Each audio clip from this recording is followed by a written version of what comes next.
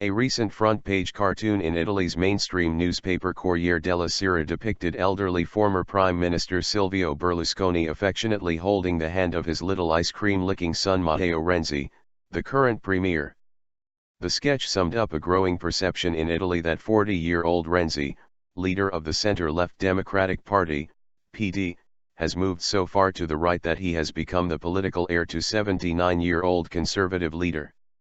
The cartoon followed an announcement by Renzi that he was relaxing a limit on the use of cash, which had been introduced by a previous government to curb rampant tax evasion. The last person to raise the cash ceiling, in 2008, was Berlusconi, to howls of protest from the PD, which said at the time that he was pandering to his electoral base of tax-dodging small businesses and retailers. The cash threshold was just the latest of many examples of the former mayor of Florence singing from Berlusconi's hymn sheet, blurring the traditional divide between left and right and making the future of Italian politics more unpredictable. Renzi has decided to ally himself with big business, said Luca Ricalfi, a sociology professor and prominent political and economic commentator. By most traditional parameters, his economic policy is more to the right than Berlusconi's.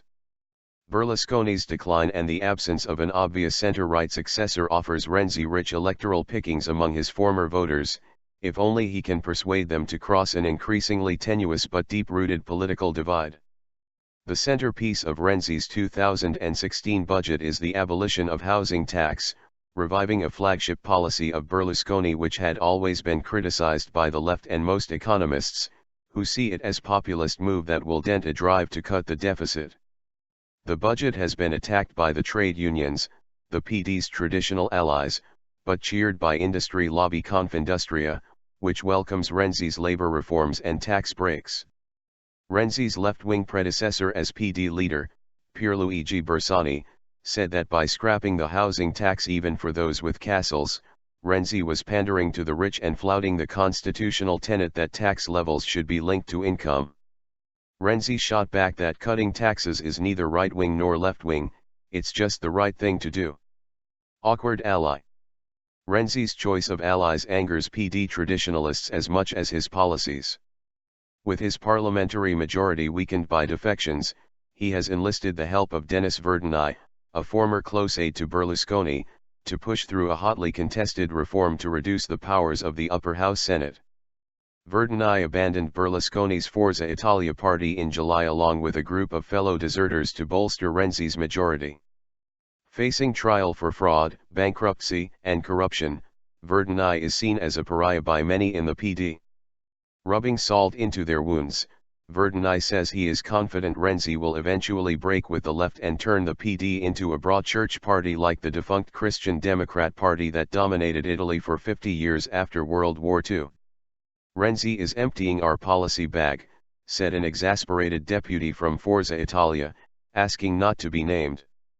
Renzi's signature reform this year, abolishing the talismanic Article 18 of the labor statute that protected workers from wrongful dismissal, achieved what Berlusconi failed to do 13 years ago, when he was beaten back by union resistance. Renzi's schools reform and his bid to cut the powers of the Senate also both have echoes of previous Berlusconi initiatives. The similarities are not limited to policy. Both men have formidable communication skills based on constant, can-do optimism. They both came to power cultivating the image that they were outsiders vowing to sweep away an old, discredited political class. Berlusconi made a contract with the Italians on television in 2001 promising less taxes for everyone. 14 years on, Renzi proposed a pact with the Italians involving whopping tax cuts of €50 billion, $56 billion, by 2018.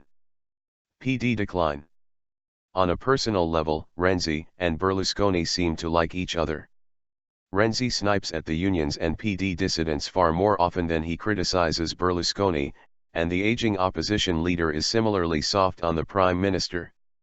Berlusconi sees himself in Renzi and he also envies him, says Vittorio Feltri, former director of Berlusconi's family newspaper Il Giornal.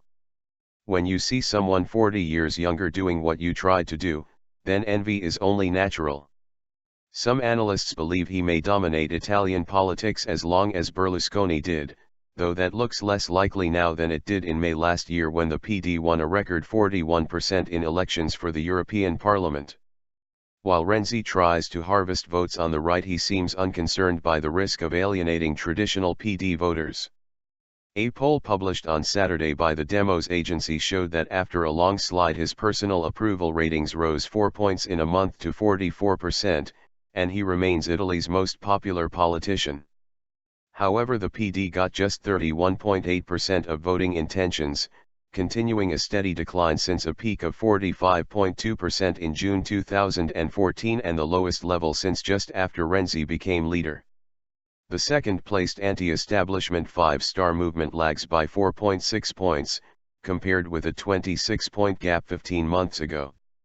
It's very interesting because Renzi is following center-right policies but he is not getting center-right votes, said Antonio Noto, director of the IPR polling agency. Disillusioned center-right voters are switching to Five Star, not to the PD.